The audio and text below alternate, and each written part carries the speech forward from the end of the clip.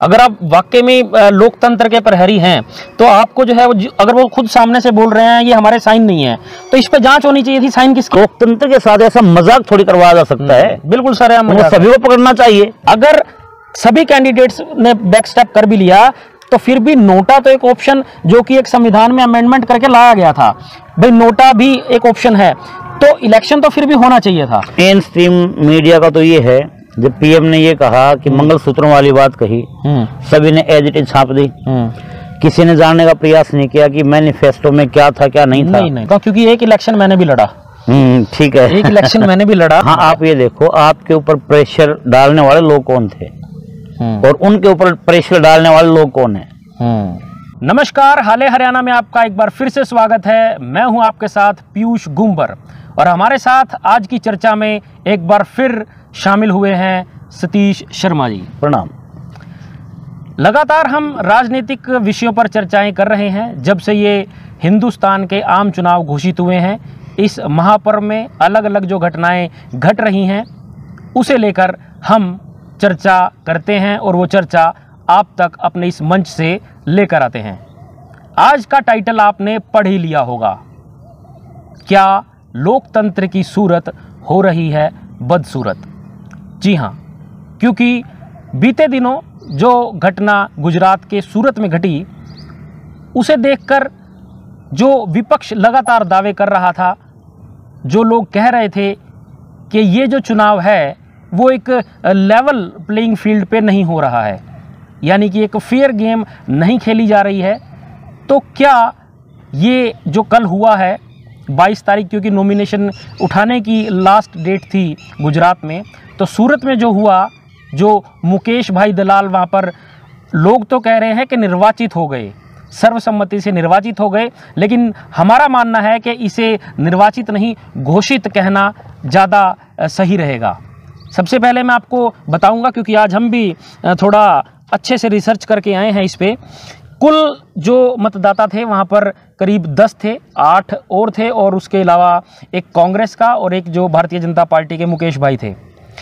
कांग्रेस के थे नीलेश कुंभानी।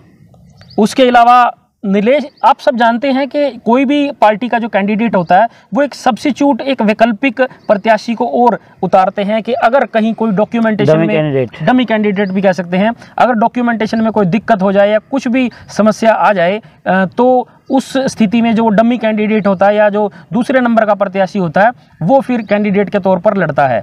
लेकिन यहाँ पर जो है सभी के सभी किस तरह से जो है इनके साथ खेला कर दिया गया वो आज हम चर्चा करेंगे। तो जो डमी कैंडिडेट थे वो थे सुरेश बड़साला। इसके बाद जो बीएसपी के कैंडिडेट थे प्यारेलाल भारती।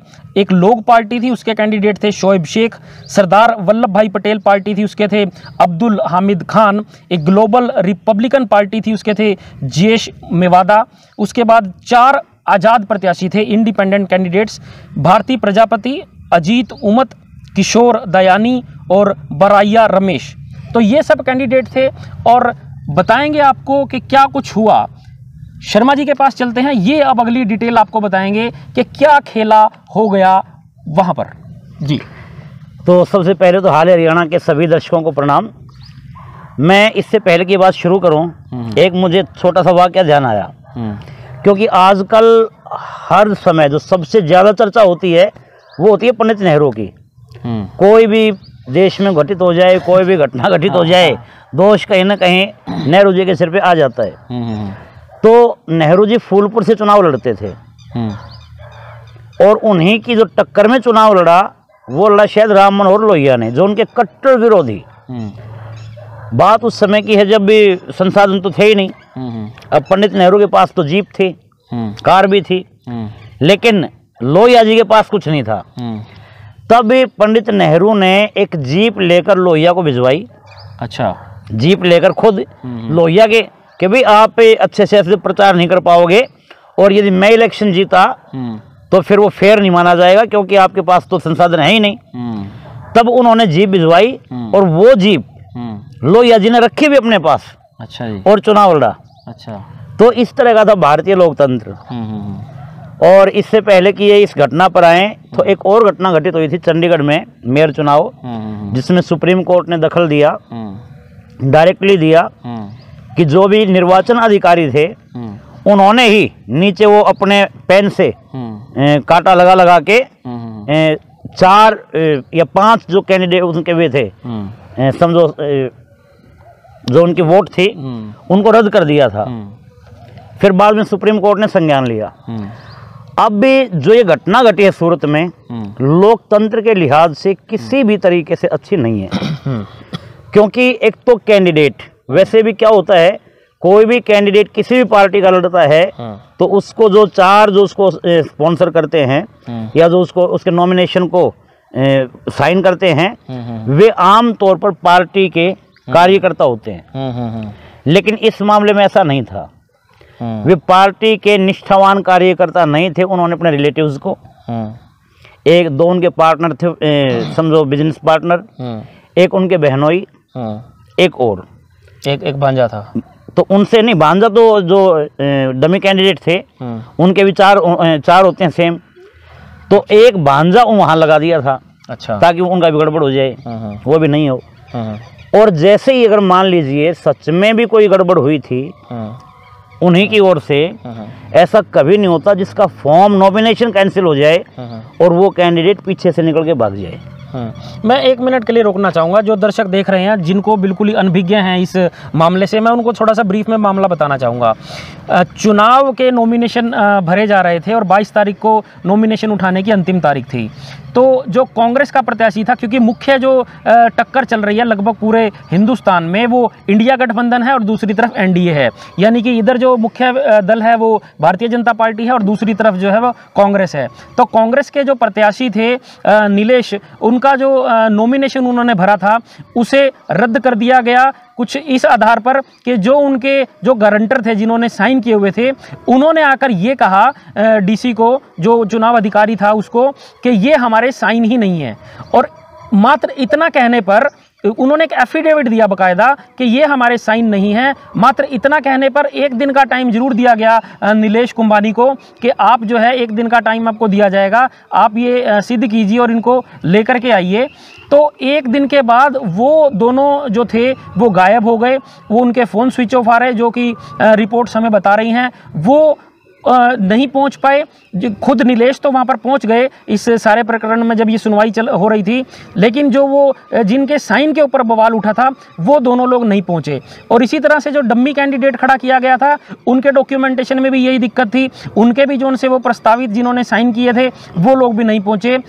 प्रस्तावक इन दोनों के जो हैं जो पर्चे हैं वो खारिज कर दिए गए। और इसके बाद बसपा का एक मेन कैंडिडेट जो समझा जा रहा था कि अगर ये खड़ा रहता है तो इसका जो कहीं ना कहीं जो है इंडिया गठबंधन इसका समर्थन करेगा और ये चुनाव में उतरेगा। लेकिन बसपा के कैंडिडेट को भी जो है उसने भी अपना पर्चा वापस उठा लिया। और इसी तरह जो हमने अभी आपको शुरुआत में 7-8 नाम और गिनवाए, कुछ आज़ाद थे, कुछ और अन्य दलों से थे, उन्होंने भी अपना पर्चा वापस उठा लिया और सबकी जो पर्चे खारिज कर दिए और वापस उठवा दिए। उसके बाद भारतीय जनता पार्टी के इस कैंडिडेट को जो है विजय घोषित कर दिया गया और चुनाव अधिकारी के हाथ से इन्हें जो है प्रमाण पत्र जो है वो दे दिया गया। ये सारा मुद्दा था, तो इस विषय पर आज हम जो है चर्चा कर रहे हैं जी। तो अब देखो इसमें एक छोटी सी बात और आती है, इतनी जल्दी क्यों की उन्होंने, इतनी जल्दी? वो जो 4 लोग थे उनमें से एक कैंडिडेट जो मिला नहीं था वो था बसपा का। वो उस शहर को छोड़कर कहीं दूर चला गया था उस दिन। हाँ, उस बड़ौदा में। हाँ, बड़ोदरा में। उसके बाद वहाँ से पुलिस उसको खोज के लेके आई, फिर उससे बात की गई और उसने भी अपना नॉमिनेशन वापस ले लिया। तो सच में लोकतंत्र के लिए ऐसी चीज़ें अच्छी नहीं कही जा सकती जब भी चुनाव ही नहीं हो। और वैसे भी चुनाव को तो लोकतंत्र का सबसे बड़ा पर्व कहा जाता है। बिल्कुल। और सबसे जो इम्पोर्टेंट ड्यूटी होती है इंडिया में वो चुनाव के वक्त है। आप किसी भी समय छुट्टी ले सकते हैं, केवल चुनावी ड्यूटी ऐसी ड्यूटी होती है। उस दौरान यदि आपने अपनी ड्यूटी नहीं निभाई तो आपको टर्मिनेट तक कर दिया जाता है। तो इतनी इम्पोर्टेंट, क्योंकि उससे जो एमपी चुनते हैं उनकी वोट से प्राइम मिनिस्टर का चुनाव होता है। बिल्कुल। जो देश के भाग्य विधाता होते हैं, भाग्य निर्माता होते हैं, उनका चुनाव एक एमपी की वोट से होता है। और जब पब्लिक की आप पहला तो ऐसा कभी हुआ ही नहीं। मैं यहाँ पे एक चीज़ और मुझे समझ नहीं आ रही शर्मा जी, सूरतगढ़ है बीजेपी का, और मुझे नहीं लगता कि ये जो कैंडिडेट थे अपना मुकेश भाई, ये हार भी सकते थे, क्योंकि मेरे अपने भी कई जानकार वहाँ रहते हैं, उनसे भी मेरी बात हुई तो उन्होंने कहा कि ऐसा हो नहीं सकता था कि अगर चुनाव में जाते तो ये हारते। देखो, जो मेन शहर हैं गुजरात के, वो तो शुरू से ही बीजेपी के हैं, और पिछले चुनाव में जो इससे पहला विधानसभा का चुनाव था तो कांग्रेस भी वहाँ एक बार पूरी बढ़त में आई थी, और ग्रामीण इलाकों में कांग्रेस ने काफ़ी सीटें भी जीती थी। लेकिन गड़बड़ वहाँ पर भी कहाँ हुई, वो शहरों में। शहरों ने, सूरत, वडोदरा, अहमदाबाद, जितने भी बड़े शहर थे, सभी ने एक तरफा बीजेपी को उस दौरान सारी की सारी सीटें उन्होंने लगभग उनको दे दी थी। तो ऐसा हो नहीं सकता था, हमें भी लगता है ऐसा तो कि सूरत में फिर ये खेला क्यों गया, इसका क्या कारण हो सकता है? अब देखिए, इसके साथ लगती बाजू की भी सीट थी नवसारी की, जहां से CR पाटिल पिछली बार जीते थे, और हिंदुस्तान की पहली सीट थी जो सबसे ज्यादा मार्जिन की थी। दूसरी सीट हमारे संजय भाटिया करनाल की थी, और अब वो CR पाटिल अध्यक्ष हैं गुजरात। हाँ, गुजरात के बीजेपी के अध्यक्ष हैं, और PM के काफी नजदीक हैं वैसे भी। तो आप क्या मानते हैं कि ये फिर ऐसा क्यों किया गया, जब सीट क्लियरली वो जीत भी रहे थे? क्या कारण मानते हैं आप? अब देखो, एक तो आप चंडीगढ़ वाला मामला देखें, एक ये देखें, तो आप ये देखें कि सच में लोकतंत्र जा किस दिशा में रहा है। उसमें तो फिर भी ये था कि चलो चुनाव हुआ भाई, सदस्य जीत के आए, मेंबर्स जीत के आए, उन्होंने वोट डालनी थी और उनकी वोटों में। लेकिन यहाँ तो चुनाव ही नहीं हुआ। ये सच में एक शौक करने वाला मामला है। भारत के लोकतंत्र में ऐसा तो आम तौर पर, अब हरियाणा के अंदर आप देखें तो लगभग 7000 गांव हैं, इतनी पंचायतें हैं। एक आध बार ऐसा होता है कि किसी पंचायत में, छोटे से गांव में होता है वो भी, कि कोई सरपंच निर्विरोध बन के आ जाता है, पूरी उसको सुर्खियां मिलती हैं और वो होता है, लेकिन वो निर्विरोध ही होता है। हाँ, निर्विरोध होना एक अलग विषय है, वो शब्द यहाँ पर तो जो मेन कैंडिडेट, मेन अपोजिशन थी, उनका कैंसिल हुआ है, रिजेक्ट हुआ है उनका नॉमिनेशन, और बाकी के उठवाए गए हैं। रिजेक्ट का भी मुझे लग नहीं रहा कि इतना बड़ा आधार है कोई। अगर आप वाकई में लोकतंत्र के प्रहरी हैं तो आपको जो है वो, अगर वो खुद सामने से बोल रहे हैं ये हमारे साइन नहीं है, तो इस पर जांच होनी चाहिए थी, साइन किसके? हाँ बिल्कुल भाई, अगर उन लोगों के नाम है, वो कहते हमारे साइन नहीं है, यदि उनके साइन है तो 420 उन्होंने भी किया है, उन्होंने किया, अगर वो उन्होंने भी किया है, और अगर साइन कोई और करके चला गया तो फिर उनको पकड़ना चाहिए। उनको पकड़ना चाहिए फिर उनको। और वैसे भी लोकतंत्र के साथ ऐसा मजाक थोड़ी करवाया जा सकता है। बिल्कुल सर, उनको सभी को पकड़ना चाहिए। यहाँ तक जो कैंडिडेट था कांग्रेस का, उसके ऊपर केस होना चाहिए, उसको जेल में भेजना चाहिए। भाई तुमने क्या किया? ये कैंडिडेट के ऊपर भी बनता है केस। तुमने क्या किया? तुम इस चुनाव के अंदर यहीं से 420 कर रहे हो, यहीं से 420। तो सच में ये जो कुछ हुआ, ये हतप्रभ और बिल्कुल शौक करने वाला मामला है। लोकतंत्र के लिए वास्तव में ऐसी चीजें अच्छी नहीं होती हैं। फिर कोर्ट को संज्ञान, हम तो जहां तक एक आम व्यक्ति के तौर पर, कि कोर्ट को भी इस तरह के संज्ञान लेने चाहिए, इस तरह के लेने चाहिए। जनता का भी तो कोई दायित्व बनता होगा। कब तक हम जो है कोर्ट के ऊपर ही निर्भर रहेंगे? देखिए, हर चीज कोर्ट में ही जाएगी। कई चीजें हैं। जनता के पास जो सबसे बड़ा अधिकार वो है वोट का अधिकार। हाँ, मताधिकार है, बस मत का अधिकार है, वो दे सकती है, जहां चाहे वहां दे सकती है। लेकिन यदि बात हम इस मामले में करें तो यहाँ जनता के पास कोई अधिकार नहीं है। वो मताधिकार था, वो भी छीन लिया। हाँ, परोक्ष रूप में तो छीना गया है। परोक्ष रूप में छीना गया। जो सूरत की जनता है उससे तो छीना ही गया है। क्योंकि प्रधानमंत्री खुद कई मंचों से बोलते हैं कि मेरे फर्स्ट टाइम वोटर्स संबोधित करते हैं। तो अब मुझे लगता है कि सूरत की इस कॉन्स्टिट्यूंसी में कोई 10, 20, 50 हज़ार वो वोटर्स भी होंगे जो फर्स्ट टाइम वोटर होंगे।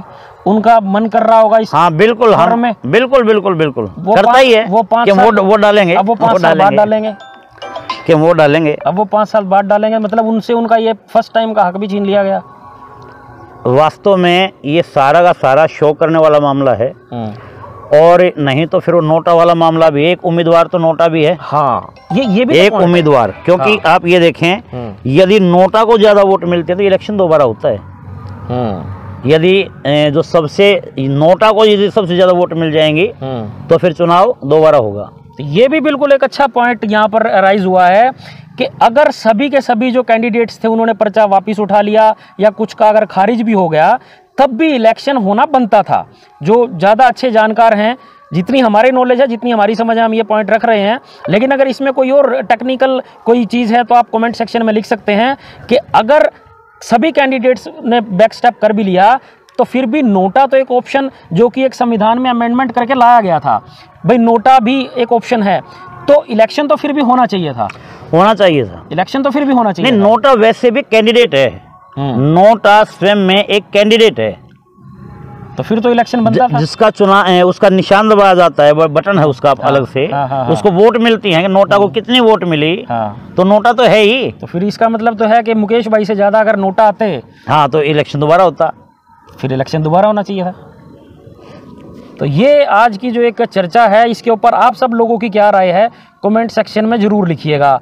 सर एक चीज़ और आती है माइंड में, जो अब क्योंकि पहले चरण का जो मतदान हुआ उसमें जो रिपोर्ट्स आ रही हैं, गोदी मीडिया की रिपोर्ट्स नहीं, जेन्युइन मीडिया की रिपोर्ट्स की बात कर रहा हूं मैं, जो रिपोर्ट्स आ रही हैं कि कहीं ना कहीं जो है सत्ता पक्ष की फेवर में नहीं जा रहा इलेक्शन पहले चरण का। देखो, एक पहले चरण के इलेक्शन में एक बात तो है, जो माननीय पीएम जी की जो लैंग्वेज है ना, बॉडी लैंग्वेज और लैंग्वेज, वो इस बार पहले जैसी दिखाई नहीं दे रही। वो आ गए हिंदू मुस्लिम पे। नहीं, वैसे भी उनके जो भाषणों में धार होती थी, जो धार होती थी, जो चमक होती थी आंखों में, इस बार वो सब गायब है, वो दिखाई नहीं दे रही है। चमक भी गायब है। अभी लास्ट उन्होंने जो भाषण दिया जो बहुत कंट्रोवर्शियल चल रहा है, मंगलसूत्र वाला, ठीक है, वो ऐसी ऐसी चीज़ें बोल रहे हैं जो मैनिफेस्टो में है भी नहीं, है ही नहीं। मैनिफेस्टो के ऊपर भी हम चर्चा करेंगे अगले वीडियो में, आप बने रहिएगा जो भी पहली बार हमारे इस वीडियो पर जुड़े हैं। सर मेरे माइंड में एक चीज़ जो आ रही है, जो शंका विपक्ष जता रहा है, या जो हम कहें कि जो जिनको शक मोदी पर है या भाजपा पर है, आज की भाजपा पर, उनका जो शक है जो फेयर इलेक्शन नहीं हो रहा, और भारतीय जनता पार्टी को भी लग रहा है। देखो, फेयर तो ये है, एक तरफ तो मुकेश अंबानी इलेक्शन लड़ते हो और एक तरफ आप लड़ते हो, तो फेयर तो होगा ही नहीं। अब कांग्रेस के तो खाते भी फ्रीज हो गए थे, सारे संसाधन बीजेपी के पास हैं इस समय, और विपक्ष तो कहीं दिखाई नहीं दे रहा। आप कहीं पर भी देखिए, हर जगह मोदी जी की तस्वीर दिखाई देगी, हर अखबार में दिखाई देगी, हर चौक पे ऊपर दिखाई देगी, लेकिन विपक्ष का तो कहीं कुछ दिखाई देता ही नहीं। और जो भी आम व्यक्ति है, जो न इधर की ज्यादा सोचता है ना उधर की, जो ज्यादा दिखाई देगा उसके प्रति एक माहौल बनता है। वो तो मार्केटिंग टैक्स है तो होता ही है, अपने बाबा रामदेव हैं, इतनी बड़ी कंपनी है, फिर भी हर जगह पतंजलि आता है, जो दिखेगा वो बिकेगा। अब विपक्ष तो उनके पास तो जहां तक लोग बोल रहे हैं कि भाई पैसे ही नहीं है। जो ये खेला यहाँ पे खेला गया, जो भारतीय जनता पार्टी को भी कहीं ना कहीं लग रहा है कि इस बार जो हो सकता है कि कुछ सीटें कम रहें, अब वो 10 रहें, 20 रहें, 50 रहें, तो वो उस चीज़ को कंपनसेट करने के लिए इस तरह का खेला वो उन्होंने एक्सपेरिमेंट करके देखा हो। तो ऐसा तो नहीं हो सकता कि क्योंकि 500 550 सीटें हैं, नहीं, अगर वो 30-40 सीटों पर भी इस तरह का खेला नहीं, मुझे ऐसा नहीं लगता है कम से कम इस मामले में, क्योंकि एक जगह ऐसा हुआ, आगे ऐसा नहीं हो पाएगा। अच्छा, इसका जो है बेनिफिट विपक्ष पे भी जा सकता है? नहीं, आगे ऐसा नहीं होगा, आगे ऐसा नहीं होगा जो इस यहाँ पर हुआ। अच्छा, क्योंकि यदि ऐसा करना होता ना तो एक साथ करते कहीं पर भी। तो ऐसा नहीं है कि 30-40 सीट ऐसे करने का कोई इरादा हो, ऐसा दिखाई नहीं देता है। सूरत का जो भी मामला रहा, क्यों किया, कैसे किया, ये तो वही लोग जाने, ऐसा क्यों हुआ वहाँ पे। लेकिन बहुत सीटों पर ऐसा हो, उसकी संभावना कम से कम मुझे तो लगती नहीं है। हो सकता है मेरे को ये, क्योंकि मेरे को ऐसा लगा कि कहीं एक बार चलो एक सीट पे करके देखते हैं क्या ये भी होता है उससे। रेस्पॉन्स क्या है पब्लिक का, पब्लिक उसको किस तरीके से लेगी, या इसमें अगर सुप्रीम कोर्ट के अंदर जाता है ये मामला तो वो वहाँ से क्या आता है, इसीलिए 7 चरणों का 45 दिन का इलेक्शन रखा गया हो इस तरह नहीं। लेकिन ये चीज़ें बार बार नहीं होती हैं, ये तो कभी एक आध बार ही होता है, लेकिन ये जरूर है कि इतिहास में दर्ज होगी कि ऐसा भी हुआ था। तो अब आप क्या मानते हैं कि जो हरियाणा की अगर हम बात करें, हरियाणा में जो डिले हो रहा है कांग्रेस की तरफ से, फेक लिस्ट भी एक आई, उस पर हम फिर कभी चर्चा करेंगे, लेकिन जो डिले हो रहा है, क्या इसीलिए कांग्रेस भी जो है अब फूक कर बाकी जगह कदम रख रही है, हम कैंडिडेट उतारे ही ना, बिल्कुल एंड टाइम पे उतारे? कई चीज़ें हैं। कोई भी कैंडिडेट है उसका ये मान के चलें कि एक दिन का खर्चा मिनिमम 10 लाख रुपए का तो है ही है। वो तो बिल्कुल, वो आराम से इलेक्शन लड़ते हैं तब भी। जितना लंबा इलेक्शन होगा उतना खर्चीला इलेक्शन होगा। जिस दिन टिकट मिलेगी उसी दिन से स्टार्ट हो जाए खर्चा। मतलब बीजेपी वालों के पास सबसे ज्यादा पैसे हैं। देखो इसमें तो कोई कहने की बात ही नहीं, ये तो इसीलिए सब बात है जी। तो ये भी कारण हो सकता है अभी पैसे की जो कमी है वो भी। और ये भी होता है, आप पिछले इलेक्शनों को देखें, चौधरी देवीलाल बहुत पहले टिकट दे दिया करते थे और बड़ा तामझाम रहता था। और फिर इस बार चुनाव का तापमान गर्म तो हो ही नहीं, तापमान बढ़ा ही कहाँ है, बढ़ा कहाँ है तापमान। अब जो भी कैंडिडेट्स गांव में जा रहे हैं या शहर में जा रहे हैं वहाँ लोग नहीं मिल रहे, तो उससे एक मानसिक वो भी होता है, संबल तो गिरता ही है। ऐसे ही फिजिकली भी टॉर्चर तो होता ही है वो भाई कैंडिडेट, क्योंकि जो एमपी का इलेक्शन लड़ते हैं या पहले एमपी रह चुके हैं वो जाएं, वो माननीय लोग होते हैं, हम उनके पक्ष में हैं नहीं है एक अलग चीज़ है, लेकिन वो माननीय तो हैं ही क्योंकि उनकी वोट से पीएम बनते हैं और जो देश के भाग्य का निर्धारण करते हैं। तो उनको जब लोग नहीं मिलेंगे तो ये भी हो सकता है कांग्रेस के लिए कारण। अच्छा, एक अभी की जो एकदम ब्रेकिंग न्यूज़ में इसी मामले पे कहूँ वो ये है कि मनु सिंघवी हैं, जो अभिषेक मनु सिंघवी, उन्होंने भी जो है इलेक्शन कमीशन में इस मामले में जो है अपनी जो है आपत्ति दर्ज की है। और वो ये बोल रहे हैं कि ये जो हमारे कैंडिडेट हैं और उसके जो वो प्रस्तावक हैं वो इस टाइम मिसिंग हैं, ना तो वो रीचेबल है। हाँ, उसके बाद मिले ही नहीं है, वो मिले नहीं। तो ये इलेक्शन कमीशन का भी, पुलिस का भी दायित्व बनता है उन्हें ढूंढ के लाना। बिल्कुल। और यहाँ पे मीडिया का भी एक बहुत अहम रोल बनता है। नहीं, वैसे भी जो इस तरह की चीजें हैं वो देश के आम जनमानस के भी सामने आनी चाहिए, आम जनमानस के सामने वो भी सोचते हैं कि क्या हुआ। मैं यहाँ पर एक मीडिया को भी बहुत इसमें जिम्मेदार मानूंगा। भास्कर ने जो है इस पर डिटेल्ड जो है काफ़ी जो हम कहीं खोज उसने भास्कर ने तो उस होटल में भी कहाँ बैठकर जो डील हुई कैसे हुआ उसने फिर सब छापने का प्रयास किया है। लेकिन बाकी जो मीडिया है, मेन स्ट्रीम मीडिया हम कहें, उन्हें जो बाकी जो कैंडिडेट्स ने किस विषय पर किस पॉइंट पे आगे विड्रॉ किया, ऐसी क्या मजबूरियां थी, वो पब्लिक के सामने आनी चाहिए। मेन स्ट्रीम मीडिया का तो ये है, जब पीएम ने ये कहा कि मंगलसूत्रों वाली बात कही, सभी ने एज इट इज छाप दी, किसी ने जानने का प्रयास नहीं किया कि मैनिफेस्टो में क्या था क्या नहीं था। नहीं। किसी ने भी नहीं किया। मेरी कल किसी और एक बार लोगों तक बात तो गई। मैं बात कर रहा था उन कैंडिडेट्स की जिन्होंने जो है अपने पर्चे वापस उठा लिए, तो वो स्थिति क्या रही होगी, उस पर मैं जरा आपका विचार जानना चाहता हूँ, क्योंकि एक इलेक्शन मैंने भी लड़ा। ठीक है। एक इलेक्शन मैंने भी लड़ा, और वो जब इलेक्शन लड़ा, जो मुझे जानते हैं, जो अपना वार्ड के एमसी होते हैं, पार्षद का चुनाव मैंने लड़ा, तो वो जो 2-3 दिन होते हैं पर्चा भरने के बाद और नॉमिनेशन उठाने वाला जो 2-3 दिन होते हैं, उस टाइम पे बहुत प्रेशर होता है। बहुत लोग आते हैं। मेरे पास कम से कम 100 व्यक्ति आए, 25-25 की टोली में भी आए कि आप पर्चा उठा लो, फलाने के पक्ष में उठा लो, फलाने के पक्ष में उठा लो। स्थिति वाकई में काफ़ी प्रेशर में होती है, लेकिन मैंने उठाया नहीं। तो मैं उस चीज़ को उससे रिलेट करके देख रहा था कि एक छोटे से इलेक्शन में इतना बड़ा प्रेशर था, उनके ऊपर क्या प्रेशर रहा होगा। और नहीं, यहाँ आप ये देखो, आपके ऊपर प्रेशर डालने वाले लोग कौन थे और उनके ऊपर प्रेशर डालने वाले लोग कौन है, लोग कौन। वहाँ तो देखो सब कुछ है, वहाँ तो पूरे इंडिया का पूरा सिस्टम उसका प्रेशर था, तो उनके बेचारों की कहाँ हिम्मत हो ना उठा पाए। और मुझे लगता है कि वो भरवाए भी ऐसे ही पर्चे गए होंगे, ऐसा भी हो सकता है। नहीं आदमी खुद भी भर देते हैं, भर तो कोई भी देता है, बहुत लोग भर देते हैं कि चलो इस बहाने एक तो कुछ दिन पुलिस की सिक्योरिटी मिलेगी, 10 जगह जाने का मौका मिलेगा, वेल नोन फेस हो जाएगा, नाम आएगा। तो धरती पकड़ जी था, उनको कौन सा इलेक्शन जीतना था, लेकिन सब चीज़ों के इलेक्शन लड़े उन्होंने भी। तो ठीक है दर्शकों, आज की ये चर्चा कैसी लगी आपको, इस पर आप जो है अपना कमेंट ज़रूर लिखिएगा। और अगर आपको ये चर्चा वाकई अच्छी लगी तो लाइक करके और इसे शेयर भी ज़रूर कीजिएगा।